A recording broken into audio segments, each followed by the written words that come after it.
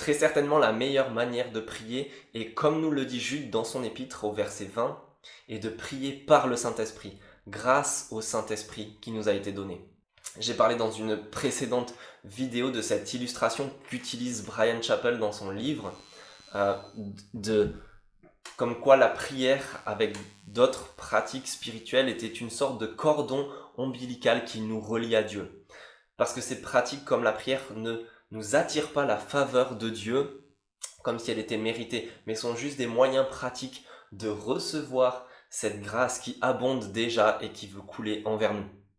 Et c'est une magnifique illustration de ce que nous dit Jude dans son épître lorsqu'il nous dit de prier par le Saint-Esprit. Juste avant, il nous a parlé d'hommes qui sont dominés par leur nature propre et qui n'ont pas l'esprit.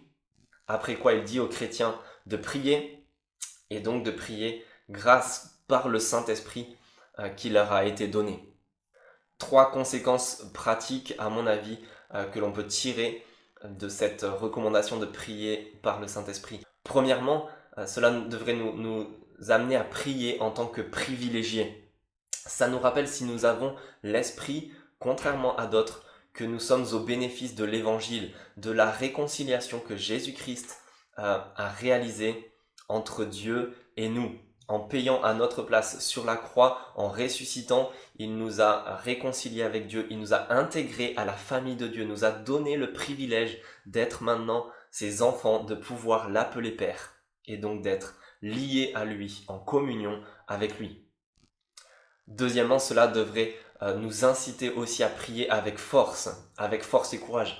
Combien de fois peut-être nous sommes-nous dit que nous n'avons pas la force de prier, ou pas la force de persévérer dans la prière pour tel et tel sujet, ou dans une vie de prière régulière, constante et persévérante. Mais le Saint-Esprit qui nous a été donné est la puissance de Dieu qui a été implantée en nous pour impulser cette vie de prière, pour commencer à faire battre notre cœur, à nous donner l'envie, la force et le courage de prier, de communiquer avec Dieu et de vivre cette vie de prière riche et puissante. Troisièmement, prier par le Saint-Esprit devrait aussi nous amener à prier de plus en plus en accord avec la volonté de Dieu.